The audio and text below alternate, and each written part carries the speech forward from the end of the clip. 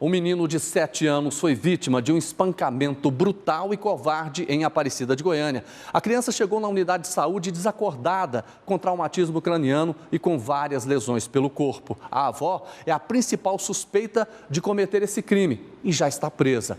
Todas as informações agora sobre toda essa operação, as investigações, você confere com o repórter Maicon Leão. Foi no caso do Colina Azul que os médicos perceberam a gravidade da situação. O menino de 7 anos foi trazido pela própria mãe. Ele chegou na unidade com vários ferimentos e desacordado. Devido à situação, a polícia militar foi chamada. Segundo a polícia militar, os médicos disseram que o menino deu entrada já com traumatismo craniano, sangrando pelos ouvidos, marcas nos olhos, mordida no órgão genital, além de várias marcas pelo corpo. A mãe teria assumido que batia no menino, segundo ela, porque o filho era custoso. Só quando ela foi trazida aqui para a delegacia pela polícia militar e viu que a coisa estava ficando séria, ela mudou de versão e apresentou a mãe como a responsável pelas agressões. Segundo a avó do menino, que tem 42 anos, ela batia no neto para corrigi-lo. E as marcas nos olhos teriam sido feitas por uma cotovelada acidental. A mãe prestou depoimento e foi liberada. Já a avó está presa e deve responder por tortura e tentativa de homicídio. A criança foi levada para o GOL em estado grave. Gente, que coisa mais triste essa, hein? Barbaridade, um menino de apenas 7 anos de idade. Mas agora eu quero mais informações ao vivo com o repórter Maicon Leão. Quais são as últimas informações desse caso? Maicon, boa tarde para você.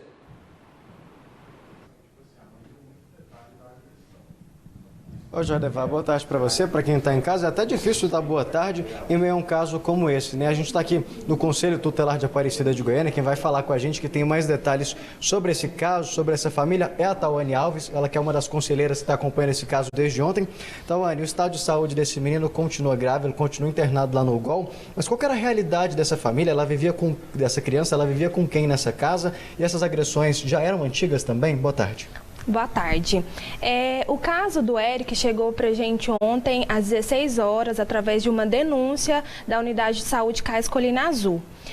O Conselho Tutelar não tinha conhecimento, não tinha nenhuma denúncia anterior sobre a família. Ao chegar na unidade hospitalar, a gente verificou a questão de saúde da criança, a médica estava regulando ele para o GOL devido ao quadro dele ser gravíssimo, a criança estava desacordada. Lá a gente percebe, até a gente tem umas imagens que mostram várias marcas no corpo. Por essas marcas, os médicos disseram para vocês há quanto tempo isso devia acontecer, se eram recentes? A mãe relatou que a agressão ocorreu na segunda-feira. E devido a criança ontem, sexta-feira, dormir e não acordar, ela ficou desacordada, a mãe preocupou e levou na unidade de saúde. Lá no hospital, a gente verificou que tinha marcas que era recente, ele estava muito machucado, principalmente na cabeça.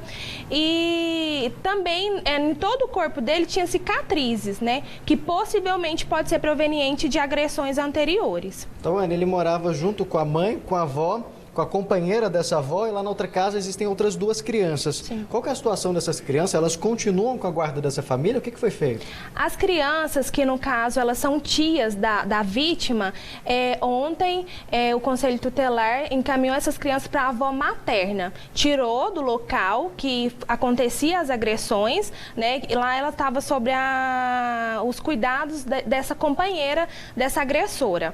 Então, as crianças, nesse momento, estão com a avó materna. Tawane, obrigado pela sua participação. Eu que agradeço. Como a gente disse, viu na reportagem, a Tawane falou, esse caso foi descoberto ontem, depois que essa criança deu entrada lá no CAIS daqui de Aparecida de Goiânia. A gente vai conversar agora com o aspirante oficial Diego Moura, que tem mais detalhes. A mãe foi quem foi levada nesse primeiro momento para a delegacia. Ela teria confessado as agressões no primeiro momento, depois mudou de ideia. O que teria acontecido? Boa tarde, aspirante. Boa tarde, Jordevar. Sim, no primeiro momento, a mãe foi indagada sob a autoria das agressões e ela, a priori, falou que tinha sido ela. Aí, só que, quando foi encaminhada ao DP, chegando lá, ela falou que teria sido a avó a autora dessas agressões. Ela mencionou o endereço de onde poderia estar essa avó, a gente deslocou pelo local, chegando lá, a avó confirmou a autoria das agressões. Aí ela foi encaminhada ao DP, chegando lá, foi PML e foi autuada pelo artigo 121I, homicídio tentado, né? Que a criança não veio a óbito. Um caso desse não tem nem como cogitar justificativa, mas o que ela alegava para estar agredindo esse menino?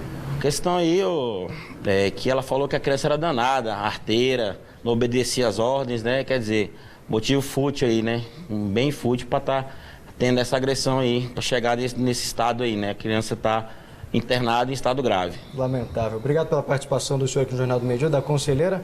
Como a gente viu aí, pelas marcas, são marcas antigas, esse caso não aconteceu hoje. Então, se você que vê um caso, vê esse menino, por exemplo, um vizinho seu que está chorando demais, desconfia, denuncia. Esse caso, por exemplo, não chegou aqui no Conselho Tutelar, mas vale lembrar, Jordevar, aquele caso de Trindade, da bebezinha que morreu sendo agredida pelos pais, onde os vizinhos sabiam, mas por medo não denunciaram. As denúncias podem ser feitas anonimamente, pela Polícia Militar, pela Polícia Civil. O que não dá é para ficar calado, para deixar chegar numa situação como essa que chegou, né? Ô, Mike, obrigado pela sua participação, agradeço também aos nossos entrevistados. Eu fico pensando, né, gente? Primeiro vamos rezar para que essa criança consiga se recuperar, consiga sobreviver, porque o estado dela é grave, ela está internada num hospital com traumatismo craniano. Quando chegou lá, ela tinha, além do traumatismo, ela estava com lesões no olho, ela estava sangrando pelo ouvido, e nós estamos falando aqui, gente, de uma criança de 7 anos de idade. Pense bem, um menino de 7 anos ser brutalmente espancado. Se isso for confirmado, como a gente está levantando aqui, em que a própria família, ou a avó, ou a própria mãe são suspeitas desse caso, quer dizer, pior ainda, né? Quem deveria proteger acaba não protegendo nada. Vamos dar continuidade nesse caso?